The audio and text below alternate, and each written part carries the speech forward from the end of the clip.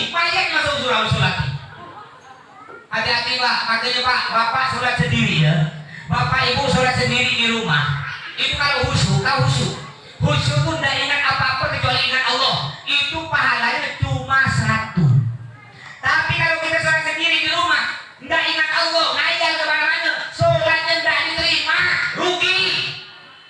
Tapi kalau kita sholat berjamaah ramai-ramai di surah atau masjid, walaupun tidak khusyuk, imamnya tidak khusyuk, makmumnya semuanya tidak khusyuk, tetap dihitung pahalanya 27 derajat. Walaupun tidak khusyuk. Kita mau khusyuk dari mana? Apakah ibu-ibu sholat yang bisa nulis kantong? Tidak ada ya. Apakah ibu yang puasa sore-sore itu sholat asar bisa nulis kantong dalam sholat? Sholat asar, Allahu Akbar. Nanti buka puasa sayur sawi itu sayur kangkungnya. Allahu Akbar. Lebih enak sayur kangkung sih ditumis.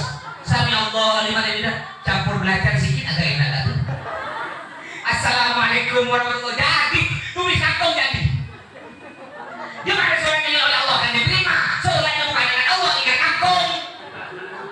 Jadi kalau kita Bapak Ibu sholat sendiri di rumah, kalau tidak khusyuk tidak dapat apa-apa. Tapi kita sholat di surah Al-Khair, khusyuk tidak khusyuk, pahalanya tetap ditulis 27 derajat. Ini pentingnya sholat berjamaah. Makanya kata Imam Syafi'i ingat dengan, kalau kau masuk suatu kampung, kau ingin tahu orang kampung itu ahli ibadah atau tidak, kau jangan tanya ke orangnya, kau lihat masjidnya. Kalau di sini kau lihat suraunya. Kalau suraunya ramai 5 waktu, berarti orang kampung ini, komplek ini ahli ibadah. Tapi kalau suraunya sepi, adalah. Saya tanya lo, Pak Wawan, kalau subuh, kalau zuhur berapa sah? Laki-laki perempuan berapa sah?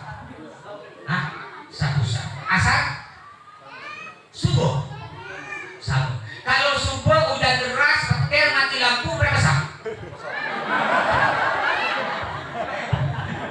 Kadang-kadang dia yang azan, dia yang qamat, dia yang imam, dia yang makmum, dia yang majul. Artinya cuma di sholat yang sholat.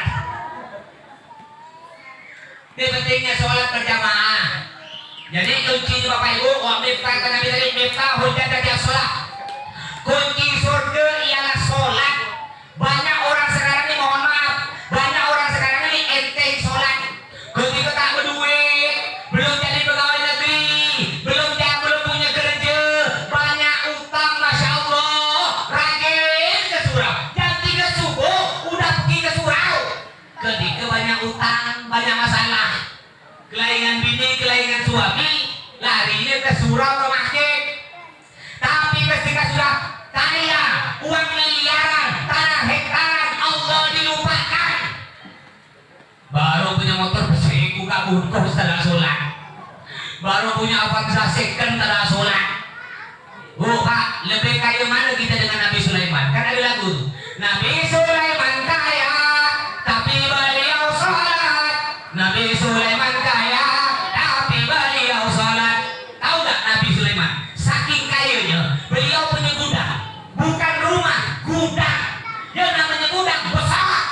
Gudangnya Bapak Ibu ya, dinding gudang emas, lantai emas, atap gudang emas, pintunya emas, gemboknya emas, kunci gembok emas.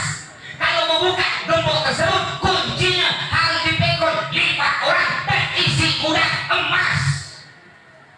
Ada orang kaya kayak gitu. Saya punya di belakang rumah. Saya punya gudang emas. Pas di belakang rumah saya, lebar 2 meter, panjang 1 meter, dalam